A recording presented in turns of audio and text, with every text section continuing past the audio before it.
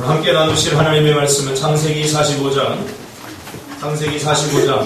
1절로 8절까지 말씀입니다. 창세기 45장 1절로 8절까지 말씀입니다. 우리 한 절씩 교독하겠습니다. 요셉이 시종하는 자들 앞에서 그 정을 억제하지 못하여 소리질러 모든 사람을 자기에게서 물러가게 하고 그 형제들에게 자기를 알리니 그때에 그와 함께한 다른 사람이 없었더라. 요셉이 그 소리를 통히 애국 사람에게 들리며 바로의 귀에 들리라. 요셉이 그 형들에게 이르되 나는 요셉이라. 내 아버지께서 아직 살아계시니까 형들이 그 앞에서 놀라서 대답하지 못하더라. 요셉이 형들에게 이르되 내게로 가까이 오소서. 그들이 가까이 하니 이르되 나는 당신의 아우 요셉이니 당신에게 고백한다. 당신들이 나를 이곳에 팔았다고 해서 근심하지 마소서. 한탄하지 마소서. 하나님이 생명을 구원하시려고 나를 당신들보다 먼저 보내셨나이다. 이 땅에 2년 동안 하나님의 들었으나 아직 오려는 가까이도 못하고 스스로 못할지라. 하나님이 큰 구원으로 당신들의 생명을 보존하고 당신들의 후손을 세상에 두시려고 나를 당신들보다 먼저 보내셨나니 그런데 나를 이리로 보내기는 당신이 아니요 하나님이시라. 하나님이 나를 바로에게 아버지로 삼으시고 그로 우리의 주로 삼으시며 애굽 땅의 통치자로 삼으셨나이다. 아멘. 말씀 전하기 전에 한번 기도하기를 원합니다. 합심해서 한번 기도합시다. 박정환 집사님이 오늘 아시다시피 좀 안 좋으셔요. 그리고 참 힘드실 텐데 예배 우리로 같이 와서 좀 뒤에 누워 계십니다. 하나님께서 전능한 손으로 그 아픈 부분을 어루만지시고 치유하여 주옵소서. 우리 다 같이 우리 합심해서 한번 기도하겠습니다. 다 같이 주여 한번 줄 믿습니다. 옆에 있는 분들과 인사하겠습니다. 우리는 한 가족입니다. 사랑합니다. 축복합니다. 밝아지십시오. 더 밝아지십시오. 우리 말씀 중심에서 스토리로 승부하라 라는 제목으로 하나님 말씀 증거하겠습니다. 내가 요즘 무엇을 하며 사는지, 내가 무슨 일을 하고 있는지 하는 것은 정말로 중요합니다. 제라드 맨리 호킨즈라고 하는 사람이 쓴 물총새와 잠자리에 관한 시라고 하는 그 시를 보면 이 물총새가 왜 물총새가 되었는지에 대해서 이야기하고 있습니다.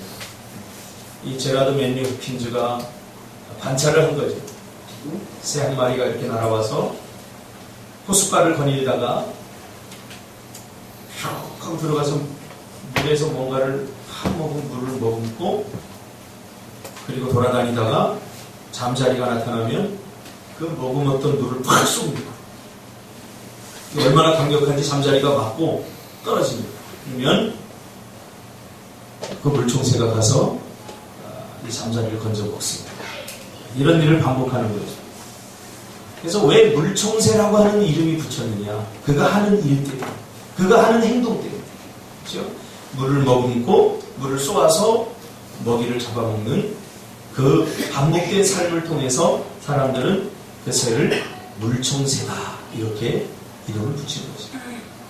그렇다고 한다면 오늘 우리가 무엇을 하며 사는지 그것이 바로 우리의 네임이 되는 거예요. 이름이 되는 거죠. 여러분 요즘 무엇을 하며 삽니까? 어떤 것을 하며 삽니까? 내가 하는 그 일이 그리고 그 일을 대하는 태도와 자세 그것이 중요합니다. 얼마나 성실하게 일을 하고 있는가. 더 중요한 건 뭔지 아십니까? 내가 무슨 일을 하고 있느냐. 똑같은 일을 하더라도 어떤 사람은 하루 종일 일하는데 왜 일하세요? 물어보면 먹고 살기 위해서 일합니다. 어떤 사람은 물어보면 왜 일하세요? 왜 회사에 나가세요? 어쩔 수 없어서 내가 이 일을 합니다. 그러나 우리 하나님의 백성들은 왜 먹고 사는지, 왜 일을 하는지에 대한 이유와 목적을 분명히 해야 돼요. 만약 우리에게 물어본다면 왜 일하세요? 왜 회사에 나가세요? 왜 가정을 가지세요? 왜 당신이 이 일을 하세요? 라고 물어본다면 우리 망설이지 않고 하나님의 영광을 위해서 하나님이 지으신 목적대로 우리가 일합니다 라고 말해야 됩니다. 그렇죠? 그래서 우리 인생은 이유와 목적이 분명해야 됩니다.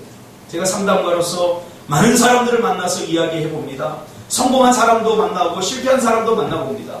주로 성공한 사람들, 우리가 사회적으로 봤을 때 성공한 사람들 이야기를 들어보면 허전하다는 거예요. 허무하다는 거예요. 지금까지 자기 인생의 목적은 물질이었어요. 그래 열심히 돈을 벌었어요.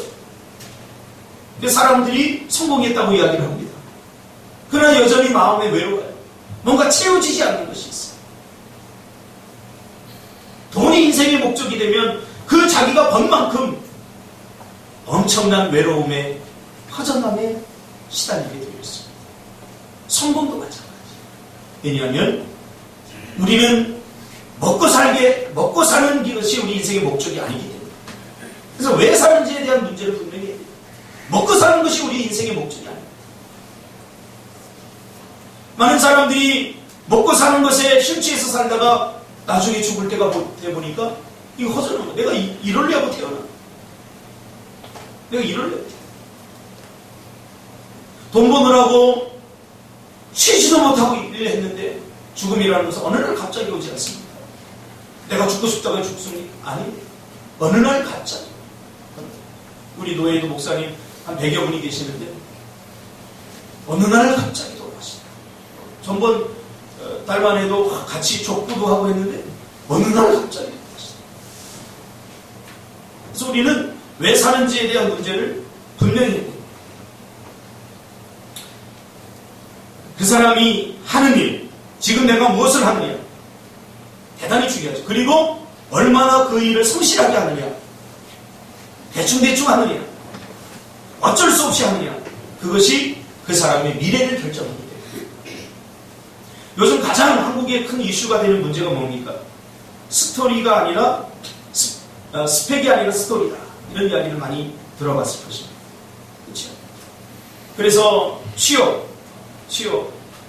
진로 이런 방향도 다 바뀌었습니다. 예전에는 스펙이었어요. 좋은 대학 나오고 좋은 스펙을 쌓으면 회사에서도 뽑아주고 어떤 공동체에서 인정을 받게 됐어요. 그러나 더 이상 스펙 시대를 가버렸습니다. 스토리의 시대가 도래하고 있습니다. 이것은 굉장히 성경적입니다. 무슨 말입니까? 이제는 성품을 보겠다는 거예요. 그 사람의 삶의 질을 보겠다는 거예요. 좋은 대학 나온 사람 뽑아보니까 능력이 있는데 그 능력을 공동체를 위해서 사용하지 않고 자기 유익만을 위해서 사용해서 공동체에 오히려 불이익을 주더라고요. 이게 스펙의 한계입니다. 스펙이 좋아서 뽑았더니 자기밖에 모르더라고요. 그렇죠? 그래서 회사가 결정적 위기에 처했을 때 그 회사를 위해서 헌신하고 그 회사를 살리기 위해서 애쓰고 힘쓰기보다는 자기 사겠다고 사표 내고 결정적으로 나가버린다. 이게 스펙의 한계입니다. 지금 스토리로 돌아가고 있습니다. 무슨 말입니까? 그 사람의 성품을 보겠다는 거예요. 그 사람의 관계심을 보겠다는 거예요. 그 사람의 삶의 질을 보겠다는 거예요. 그래서 지금 대한민국은 스토리 열풍이 불고 있지 않습니까? 도서관에 앉아서 공부만 하던 학생들이 아시아 전역으로 가서 스토리를 쌓으려고 합니다. 스토리가 뭐예요? 이야기를 만듭니다. 이야기. 스토리를 잘못 이해한 사람은 또 이 스토리마저도 스펙으로 이해하고 스펙 쌓기 위해서 스토리를 만드는 사람들이 있어요. 이거 잘못된 거예요. 스토리가 우리에게 주는 그런 코드가 뭔지를 우리가 이해해야 돼요. 스토리가 뭐예요? 광야로 가라는 거예요. 광야로. 위기 가운데 자기가 들어가라는 거예요. 편안하고 쉬운 것, 안전한 것, 이런 것만 찾아서 다니지 말고 기꺼이 나를 광야로 던지라는 거예요. 위기도 만나보라는 거예요. 파도에 직면해보라는 거예요. 어려움에도 직면해보라는 거예요. 고난 속으로 들어가보라는 거예요. 그 속에서 나의 진짜 모습이 나오지 않습니까? 그렇죠? 아무리 내가 축구 잘한다고 해도 그라운드에 가서 뛰어보지 않고 그 사람의 실력이 증명되지 않습니다. 증명되지 않습니다. 족구를 아무리 잘한다고 해도 족구를 한번 해봐야 돼요.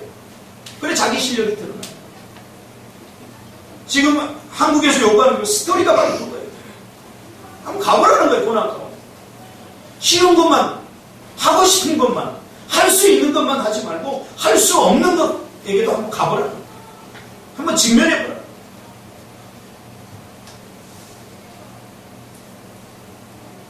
오늘 저는 우리가 만들어내야 될 이야기, 우리만의 이야기, 스토리에 대한 이야기를 하려고 합니다.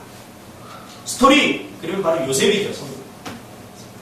그래서 이 요셉은 예수 믿는 사람뿐만 아니라 예수 믿지 않는 사람들에게도 요셉의 이야기는 다 알려져 있습니다. 네, 요셉의 스토리가 우리에게 감동을 줍니다. 감동을 줍니다. 요셉의 스토리를 읽으면서 많은 절망에 빠져있던 사람들이 요셉을 통해서 공감대를 얻고 요셉도 이겼다면 나도 이길 수 있다고 희망을 얻는 거죠. 많은 무기력한 사람들이 요셉의 스토리를 보면서 야, 우리가 이렇게 살아서는 안 되겠구나. 그러면서 무기력한 삶에서 다시 일어나는 것을 우리가 보게 됩니다. 많은 억울한 사람들이, 억울한 일을 당했던 사람들이 야, 요셉에 비하면 내 억울함은 억울함도 아니구나. 그러면서 마음의 상처를 씻어내고 다시 한번 해보자, 다시 시작해보자, 다시 사랑해보자. 그러면서 일어나지 않습니까?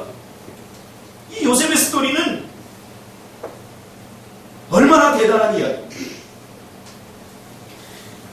불가능한 상황, 열악한 상황에 직면한 사람들이 요셉의 스토리를 읽으면서 눈물을 흘립니다.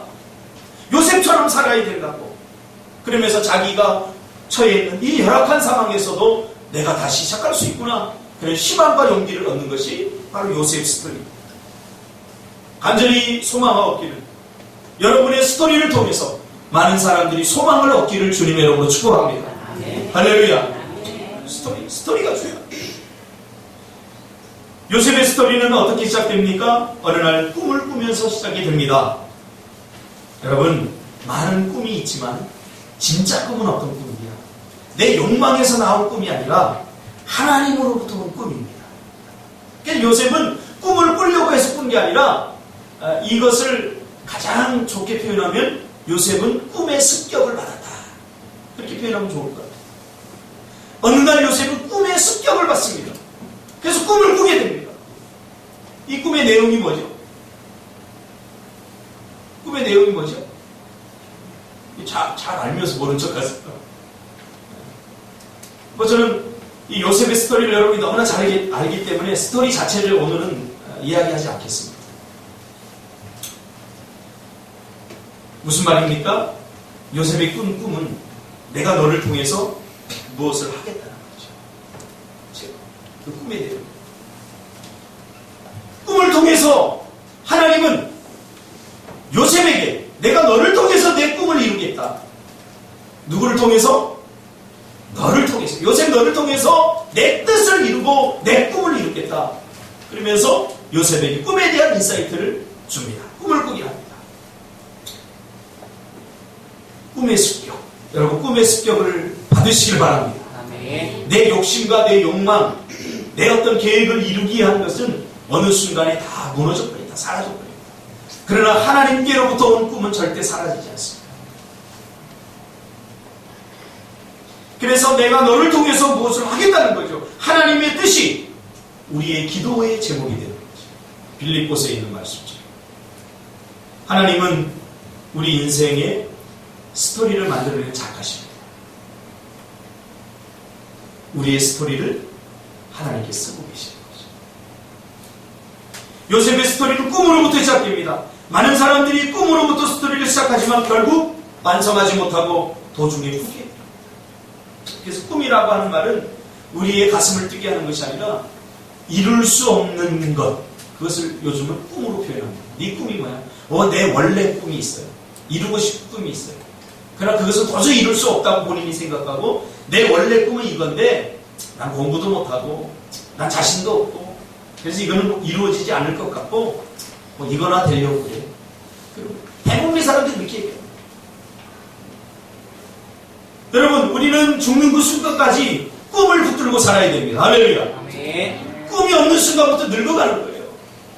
그 꿈이 어떤 꿈이든 대단한 꿈이든 작은 꿈이든 꿈 없이 산다는 것 자체가 여러분 얼마나 무기력한 삶입니다. 왜 삽니까? 꿈 때문에 사는 거죠. 하나님이 주신 꿈 때문에 우리가 살아가는 거예요. 그 꿈 때문에 오늘의 어려움을 수 있는 힘이 그 꿈 때문에 나온 거 아닙니까? 그 꿈이 없으니까 그냥 힘들기만 한 거예요. 우리 인생이 사는. 뭐 때문에 사는지 잘 모르고. 왜 많은 사람들이 꿈을 도중에 포기합니까? 꿈은 그 꿈의 크기만한 대가를 치러야 되기 때문이에요. 꿈 꾼다고 다 이루어지는 게 아니에요. 그 꿈의 크기만한 대가를 치러야 됩니다. 근데 많은 사람들은 그 대가를 치르려고 하잖아요. 꿈을 이루기 위한 대가. 때로는 외롭습니다. 때로는 불가능한 그런 현실에 직면할 때가 한두 번이 아닙니다. 고통스럽습니다.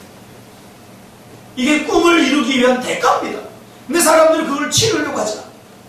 1등 하려면, 우리 학생들 공부 1등 하려면 어떻게 해야 돼요? 1등 하기 위한 대가를 치러야 돼요. 밤을 새우고 공부하고 열심히 최선을 다해서 해야죠. 그러나 그 대가를 치르려고 하지 않고 1등만 하고 싶다는 거예요. 이런 사람들 때문에 문제가 생기는 거예요. 이런 사람들은 편법을 쓰게 돼 있어요. 편법을 쓰게 돼 있어요. 제가 얘기했잖아요. 제가 치과에 갔는데 너무 아픈 거예요. 김밥을 먹다가 이거 고쳐야지 이거 썩어가는데 설마 했다가 어느 날 김밥을 먹는데 그냥 신경을 건드려갖고 고통스러워. 그래서 아는 장로님한테 장로님 치과 의사 고쳐주세요. 뭐 입을 자기 이간이라고 막 들고 쑤시고 하는데 이게 너무 아픈 거예요. 그래서 제가 스톱 장로님 잠깐 장로님 최대한 안 아프게 해주세요. 장로님 웃으면서 하는 얘기. 목사님, 고통스럽지 않은 치료는 없습니다. 어차피 긁어내야 됩니다. 어차피 살을 찌어야 됩니다. 고통이 없는 치료는 없습니다. 대가가 없는 성공은 없습니다. 근데 자꾸 대가 없이 뭔가를 하려고 해요. 그래서 사람들은 그 과정을 견뎌내지 못하고 모두 도중에 포기합니다. 요셉의 위대함이 어디 있습니까? 요셉의 위대함이 바로 여기 있습니다. 저는 요즘요 우리 상진 집사를 보고 은혜를 정말 많이 받아요. 어제도 밤샜어요. 그냥 일주일 내내를 밤새는 거예요. 일주일 내내 밤새는 거예요. 여러분 생각해 보세요. 저건 단순한 일이 아니에요. 거기에 모든 정신을 다 집중하고 그것만 하는 거예요. 놀고 싶고 쉬고 싶고 즐기고 싶고 다 포기하는 거예요. 사는 게 아니에요. 내가 보니까 사는 게. 그래서 요즘 저는 제일 바빠도 아무리 바빠도 다른 사람 기도는 못해요. 상진 집사 기도는 꼭 해요. 성공하면 갚아야 돼. 왜냐하면 그러면 삶이 드라이해지거든요. 황폐해지거든요. 메말라지거든요. 일에 치이면 여러분 일에 치여보지 않았어요? 해야만 되는 일, 하고 싶은 일이 아니라 해야만 되는 일을 하고 있는 거예요. 여러분 많이 기도해 주시기 바랍니다. 그래서 우리는 한 공동체가 되는 거예요. 나는 별일이 없으니까 잠만 쿨쿨 쳐자고 그런 사람은요 절대 하나님 쓰지 않아요. 우리 주위를 돌아보세요. 누가 어려움을 당하고 박정환 집사님이 아프고 계십니다. 누가 어려움을 당하고 누가 고난을 당하고 누가 지금 힘들어하는지 우리가 빨리빨리 리서치를 해야 되잖아요.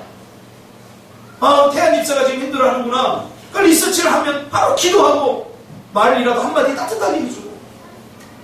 여러분 이게 성도 아닙니까? 이게 성도의 교제 아닙니까? 오늘 너무 메말랐어요. 일주일에 한 번 따가가지고 얼굴 보고 잘 있으려니 그러고. 그러지 마세요. 요셉의 위대함은 바로 여기 있습니다. 그는 꿈을 위해서 하나님이 그 마음속에 소원으로 담가놓은 그 꿈을 이루기 위해서 그는 어떤 순간에도 포기하지 않았다. 기억하세요. 내가 포기하지 않으면 하나님도 포기하지 않습니다. 할렐루야. 우리의 대부분의 일들은 내가 포기할 겁니다. 하나님은 절대로 여러분을 포기하지 않습니다. 할렐루야. 제가 청소년 사역을 하면서 모토가 그거였어요. 하나님이 죄를 포기하지 않는데 왜 네가 너를 죄를 포기하려고 해? 청소년 사역 하다 보면 별 스토리들이 많아요. 다 쏟아놓을 수 없는 엄청난 스토리들 많아요. 중학교 2학년짜리가 임신해서 오기. 술 먹고 중학교 1학년짜리가 술을 엄청 먹고서 남자들과 한 방에서 자요? 그 무슨 일이나 뻔하지 않습니까? 그게 달려가서 어디든지 막 다 찾아봐요. 문 열고서 보니까 남자들 대여섯 명하고 여자들 그 중학교 1학년, 2학년 애들이 같이 자. 눈알이 나오고. 데리고 와서 하도 속상해서 인천 대공원 데리고 와서 때렸어. 이렇게 때린 거야, 그냥. 종아리 좀 맞자. 여자인데. 아버지의 심정을 제가 그랬어, 정말. 나도 우리 예린이 그때 조금 어릴 때, 나도 딸을 키우는데 이러면 안 되잖아요. 그랬더니 이거 당신이 뭔데 날 때려요! 그러면서 소리하게 해가지고. 당신이 뭔데 날 때려! 막 이러는 거야.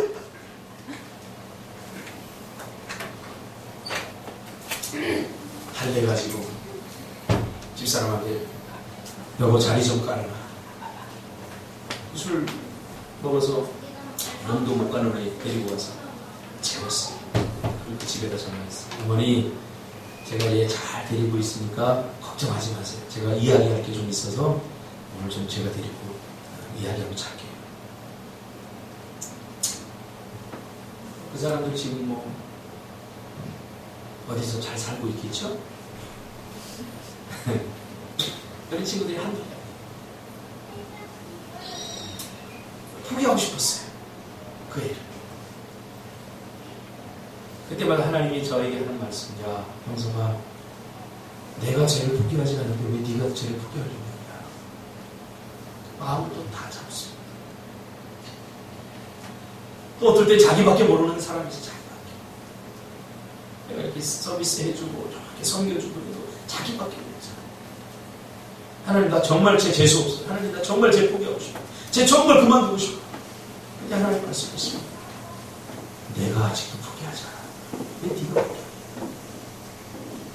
어떤 사람, 어떤 친구는 무기력한 친구. 뭐만 시켜놓으면 못하겠다는 거야. 뭐만 시켜놓으면 안 하겠다는 거야. 해보지도 않고. 그거 안 된다는 거야. 하나님 쟤 안 된대요. 그냥 쟤 포기할래요. 하나님이 내가 아직 포기해. 여러분, 여러분의 자녀들을 포기하지 않기를 바랍니다. 아멘. 여러분이 기도하는 사람 포기하지 않기를 바랍니다. 아멘. 여러분의 꿈과 여러분의 비전도 포기하지 않기를 주님의 이름으로 축복합니다. 그래서 인생은 버티는 거예요. 그 버티면요, 나를 하나님께서 어느 순간에 요셉처럼 이렇게 올려가요. 여러분 옛날에 로키 거든. 로키. 컨트롤 보면 재미난 장면이 나오지 않습니까? 근데 후기를 읽어보니까 그 주인공이 이거 연습을 실제적으로 연습을 한 거예요. 너무 힘든 거예요. 그래서 영화 못 찍겠다고. 그러니까 작가가 뭐라고 그러냐, 감독이 실베스터 스텔론한테 당신은 그래 버티기만 해. 이기게 해주는 건 아니다. 내가 최대한 멋지게 이기게 해줘. 극적으로 이기게 해줘. 이게 바로 소리예요. 우리 그저 버티면 됩니다. 그래서 학교에 공부 못해도 가야 됩니다. 버티세요.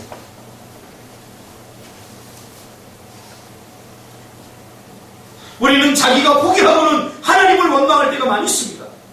그러면 요셉은 어떻게 그 질거와 고난의 연속이었던 삶 속에서 꿈을 포기하지 않고 멋진 인생의 성공의 스토리를 써냈는가? 첫째로 그는 인생의 어떤 순간에도 하나님을 신뢰했습니다. 생각해보세요. 요셉은 꿈꾸자마자 어떻게 됐습니까? 형제들에게 팔려갔어요. 아버지가 요셉만 사랑하니까 미움을 받은 거죠. 그래서 저 자식 죽여버리자. 아버지는 쟤만 사랑해요. 죽이기로 합니다. 그랬다가 우여곡절 끝에 살림을 받아서 팔려가. 종으로 팔려가는 거죠. 그 가장 사랑받던, 가장 존중받던 그 위치에서 어느 날 갑자기 종의 신세로 전락합니다. 신분의 추락, 삶의 추락을 경험하게 됩니다. 여러분 이거 잘 못 견디지 않습니까? 우리 애들이 왜 목을 맵니까? 공부 1등 하다가 한 등만 떨어져도, 한 등만 추락해도 이 견디지 못해요. 뭐 애들만 그렇습니까? 어른들은 안 그래요. 좋은 회사 다니다가 명퇴를 당해요. 신분의 추락. 일거리 많았는데 이게 없어져요. 이게 다 추락입니다. 추락을 경험할 때 우리는 이것을 이겨낼 힘이 우리에게는 없는 거예요. 이기를 싫어합니다. 하물며 요셉은 가장 밑바닥으로 추락합니다. 애굽 장군 보디발의 집에 종으로 팔렸습니다. 이쯤 되면 어떻게 되겠습니까? 원망하지 않습니까? 내 신세는 왜 이러냐? 하나님 도대체 왜 이래? 불평과 원망하며 자신의 신태를 한탄하지 않겠습니까? 그런데 그는 자신에게 벌어지고 있는 이 열악한 상황과 환경을 요셉은 사람 탓하지 않고 형들 탓하지 않고 환경 탓하지 않고 다 받아들입니다. 이해할 수 없는 일이 일어나는 거죠. 이해하고 싶지 않은 상황이 벌어지고 있는 거죠. 그럼에도 불구하고 그는 그 상황을 그대로 받아들입니다. 디모데전서 4장 1절에서 10절 말씀 중에서 이런 말이 있습니다. 하나님께서 지으신 모든 것이 선함에 감사함으로 받으면 버릴 것이 없나니 하나님의 말씀과 기도로 거룩하여 줍니다. 무슨 말입니까?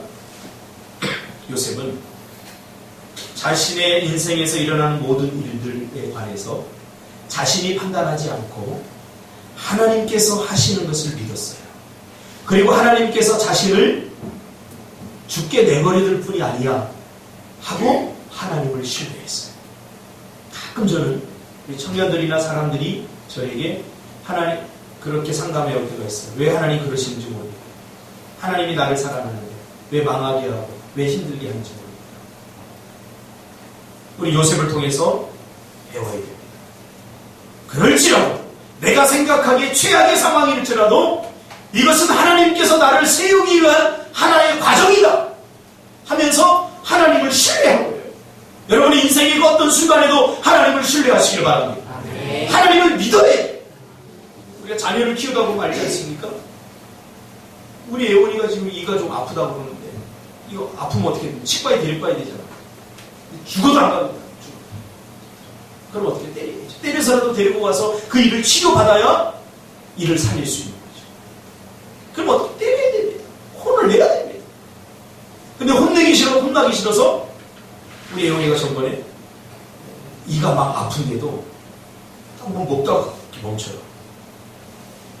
이가 아프구나. 아빠 하나도 안 아파. 괜찮아. 하나도 안 아파. 네. 치과 가야 되니까. 치과는 살리러 가는, 고치러 가는 거예요. 우리 인생의 고난은 우리를 고치기 위한 하나님의 사인입니다. C.S.가 그랬잖아요. 고통은 하나님의 확성기다.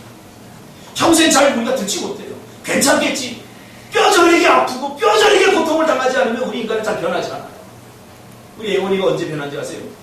너무 고통스러워서 참을 수 없게 되니까 아빠 이 아파. 제발 그러지 마요. 제발 그러지 마세요. 요셉의 꿈이 종이 되는 것이었습니까? 아니에요. 그럼에도 불구하고 자신의 꿈과는 정반대로 지금 이루어지는 것을 보면서 얼마나 속상했겠어요. 그래도 요셉은 하나님을 의심하지 않았어요. 하나님을 의심하지 않았어요. 때로 우리 인생은 정반대로 이렇게 가는 것 같은 느낌을 받아요. 내 목적지는 저기인데 아무리 발버둥 쳐도 떠내려가는 것 같아요. 목적지와 멀어지는, 내 꿈과 멀어지는 것 같은 그런 삶을 경험할 때가 있죠. 요셉도 그랬습니다. 요셉의 꿈은 종이 아니었습니다. 근데 종이 되어버린 거죠. 그러나 그 상황에 매몰되지 않았습니다. 그때에도 요셉은 하나님을 신뢰했습니다. 그래서 제가 여러분에게 늘 이야기하잖아요. 절대 불평하지 마세요. 절대 원망하지 마세요. 거기에 하나님의 계획이 있습니다. 하나님의 뜻이 있습니다. 그래서 뭘 하면서 불평하고 원망하는 사람을 보면 저는 너무 가슴이 아파요. 그 고난 시간에 나를 바꾸고 나를 고치고 나를 새롭게 해야 되는데 그냥 하나님께 불평과 원망. 저는 개척을 하면서 정말 힘들었어요. 지금도 힘들지만 그때 비하면 지금 아무것도 아니에요. 쌀한톨도 없어요. 추운 겨울에 보일러가 고장내 보일러 고칠 수가 없어요. 돈이 없어요. 30만 원 든다는데 그 30만 원이 없어서 우리 예원이 깐난쟁이인데 그때 그 애가 자고 나면 여기가 새빨간 거지. 너무너무 힘들었어요. 그때 아직 준석이를 잊지 못하는 거예요. 준석이 요즘 조금 게을러도 내가 미워할 수 없는. 그때 군대에서 이렇게 나와가지고 휴가 나와가지고 어렵게 말을 한 거죠. 준석아, 보일러가 고장났다. 그러니까 준석이가 목사님 걱정 마세요 하고 아마 휴가 갔다 들어가면서 엄마한테 용돈 따고 3,000원대 용돈 탔겠죠. 목사님 보일러 고치세요 주는데 지금 화장실 가서 다 해버렸어요. 나 추운 건 괜찮은데 애들이 추우니까 이게 참 감당이 안 돼.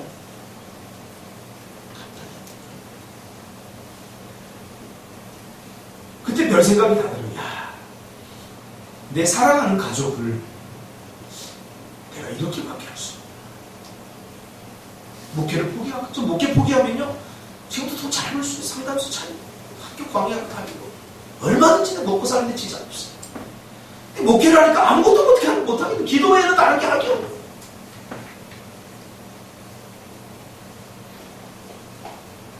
그때 그런 생각이 들었죠. 포기할까? 다음에 할까?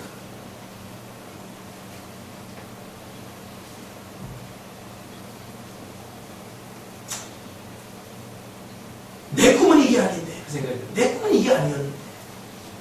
교회 작은 교회니까요. 또 성도들도 목사를 우습게 하더라고요. 그러니까 부목사 때는 그래도 전국에 다니면서 부흥회도 하고 청소년 쪽에서 그래도 나름대로 알아준다고 하고 TV에도 나오고 막 신문에도 나오고 그랬는데 목회를 하니까 잊혀진 거예요. 아무도 알아주지 않아요. 심지어 아무나 개나 소나 다 와갖고 아유 적게 목사 그러면서 막. 제 친구는 그게 싫어가지고 목회 안 하고 지금 대학에서 강의하고 잘 먹고 잘 살고 있어요. 왜 굳이 내가 내 꿈과는 정반대로 가는 것 같은 그러한 현실 여러분 경험해보지 않아 몰라요. 요셉도 똑같았을 거예요. 내 꿈은 이게 아닌데 종으로 팔려가서 종이 뭐예요? 허드렛 일 가는 거예요. 야! 이리 와서 저거 갖고 와. 예. 어제까지만 해도 아버지 집에서 그 호의호식하며 살았는데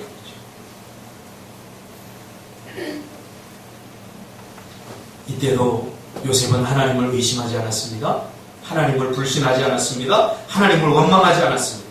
왜냐하면 요셉은 자기 중심적인 삶이 아니라 철저히 하나님 중심의 계획을 가지고 살았기 때문입니다. 내 계획을 가지고 살면 실망합니다. 왜? 내 뜻대로 되지 않는데. 그러나 하나님의 뜻을 붙잡고 살면 어떤 순간에도 좌절하지 않습니다.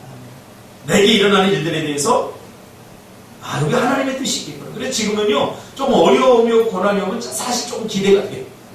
야, 하나님 이거 어떻게 해결하실까? 하나님께서 어떻게 역사하실까? 누구를 통해서 역사하실까? 그러니까 기대가 돼요. 그러니까 최앞까지 밑에까지 내려가는 사람은 두려움이 없어지는 거예요. 그러니까 그 요즘 얼마나 행복한지 몰라요. 두려움이 없어요. 왜? 내가 그런 고난과 그런 어려움과 그런 삶을 경험해보지 못했다면 이 안에 이런 야성이 안 생겼을 거예요. 이런 야성이 안 생겼어요.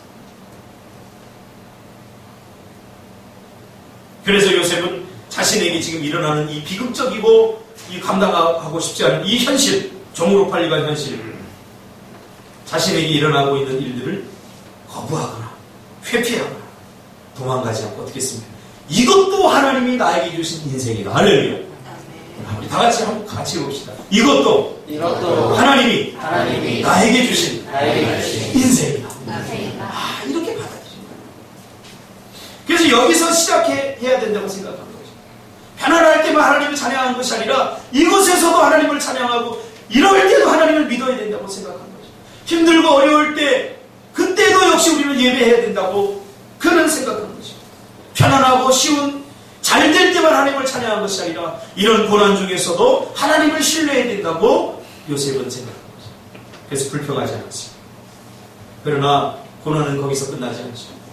종으로 와서 열심히 일했어요. 그러니까 성실하니까 인정을 받은 거죠. 그래서 종들을 쭉 관리하는 그런 리더십으로 세움을 받은 거죠. 근데 또 위기가 옵니다. 요셉이 잘생겼던 것 같아요. 그래서 제가 중동에 가서 보니까 정말 중동 사람들이 잘생겼어요. 진짜 여자들도 이목구비가 뚜렷하고 남자들도 뭐 코가 팍 쓰고 키 뭐 80, 85, 90 다 되고 잘생겼어요.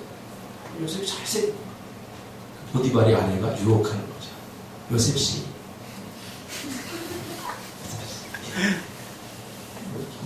치마도 이렇게 걷어올리고 그런 유혹했던 것 같아요. 그러니까 요셉이 나는 꿈을 이루기 위해서 이런 것. 그렇죠? 절제하는 거죠. 왜? 나도 남자인데 이쁜 여자 보면 눈이 돌아가요. 그러나 우리에게는 절제가 필요해요. 요셉이 절제하는 거죠.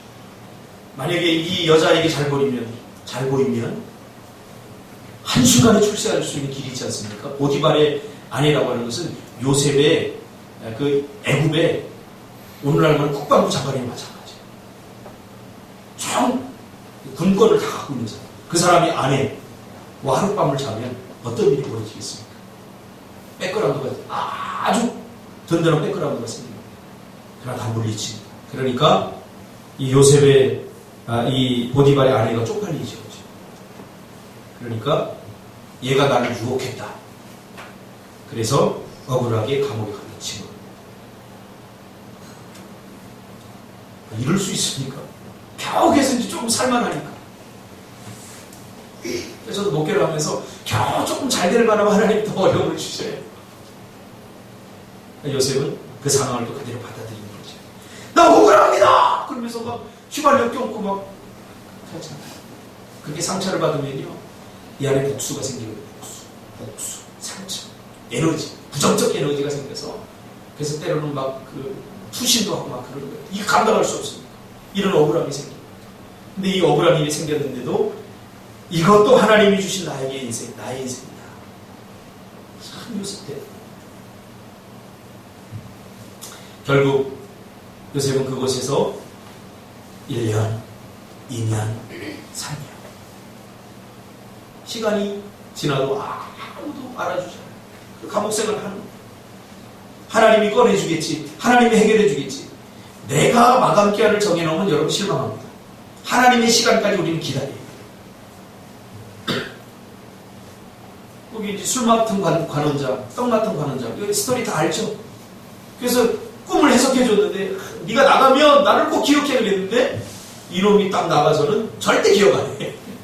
자기 문제 해결되면 우리 인생에 다른 사람 관심 안 보여요. 나에게 도와줬던 사람, 나 잘 되거라면 여러분 절대 여러분이 은혜를 잊지 않는 사람들 되기를 바랍니다. 은혜 잊지 않는 사람들.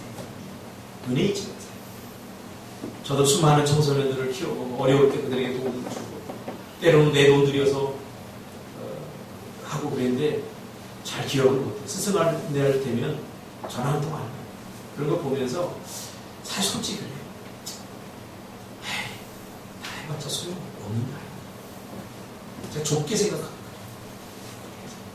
그러니까 참 우리 집사들, 우리 청년들 내가 참 감사한 게 뭐예요. 그래도 내 은혜를 아니까 지금 교회 나오고 우리 교회 힘들고 어렵지 남아서 이렇게 헌신해 주니까.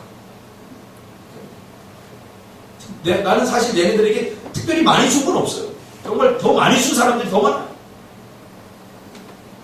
어떨 땐 우리 미국의 그 과메 사이판에 한 번 간다고 그러는데 돈이 없대요. 그래서 내가 50만 원, 100만 원을 대줬어요. 그냥 무려 입 싹 닦고 뭐 알아달라는 건 아니에요. 그러나 왜 그렇게 했겠어요? 신앙생활 잘하고 건강하게 살아가고.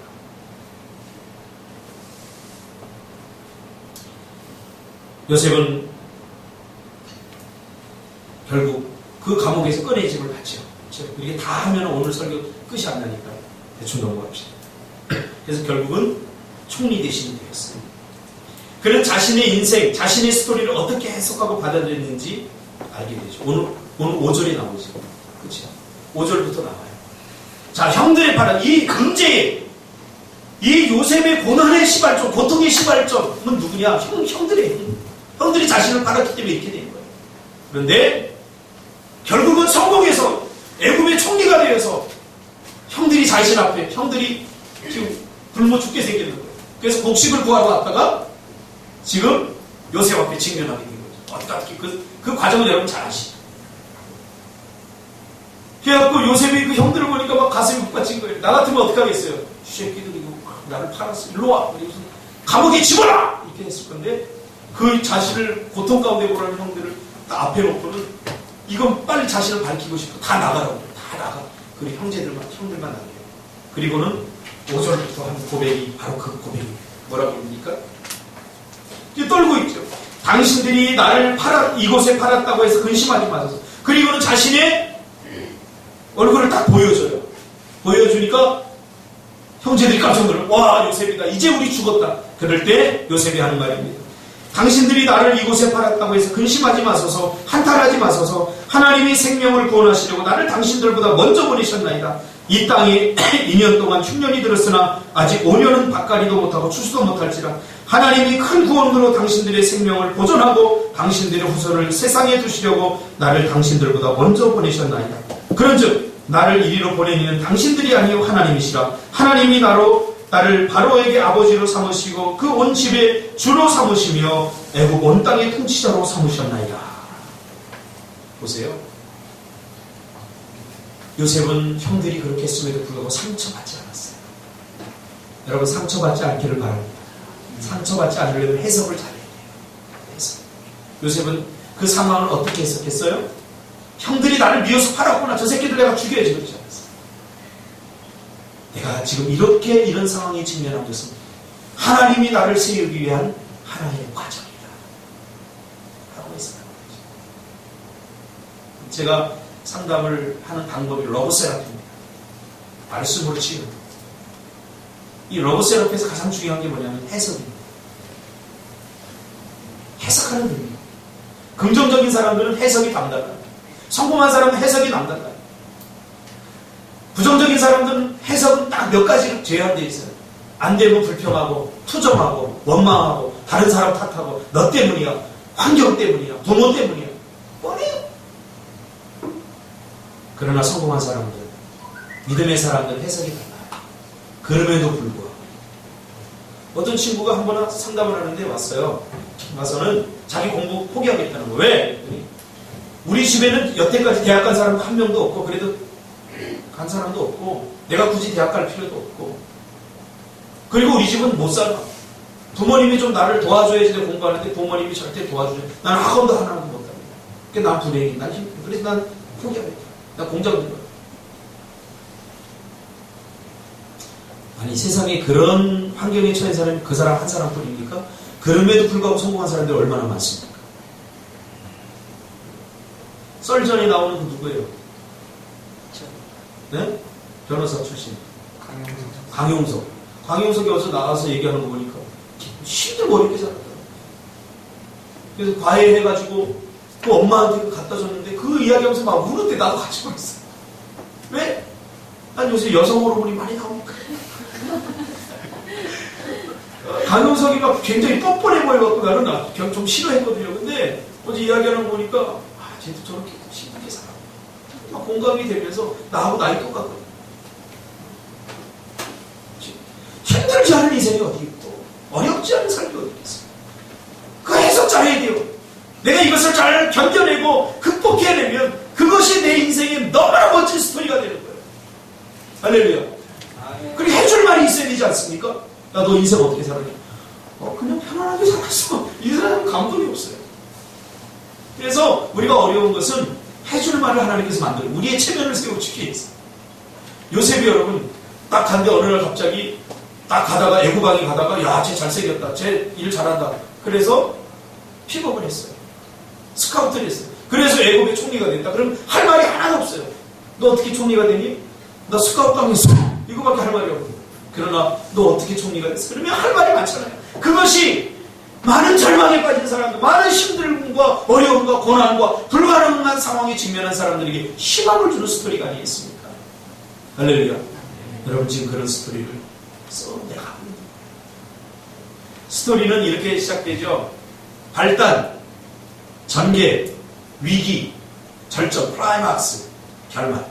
스토리는 이 5가지 스토리 요소가 있습니다. 생각해 보세요. 발단만 계속하는 발단. 위기, 클라이막스, 절정. 그게 우리에게 고난과 어려움을 다가옵니다. 여러분 힘내시기 바랍니다. 멋진 인생의 스토리를 써나가시기를 주님의 이름으로 축복합니다. 우리 지희도 하나 썼잖아. 열심히 막 공부하다 보니까 이거 못하겠는가. 정말 그만하겠습니다. 그랬습니다. 이제 해봐라. 그 지금 하고 있잖아. 얼마나 이쁜지 몰라. 해봐라 그래도 고집, 황소고집 갖고 안 하는 사람도 있거든요. 근데 하잖아요. 이제 또 위기가 올 거예요. 그때는 목사님 찾아서 해결해봐? 그래도 해야 된다. 이게 스토리가 되면, 그럼 다음 사람이, 동생이 영어 공부하다가 어려울 때 지희가 할 말이 있잖아. 찬이야, 너라도 그랬는데. 한번 견뎌보니까 이거 견디니까 오히려 이게 더 잘 됐더라. 3학년 때 배울 걸 미리 배우니까 3학년 때도 쉬워지더라. 여러분 할 말 있는 인생들이 되시기를 바랍니다. 기도하겠습니다. 다음 주에 이어서 계속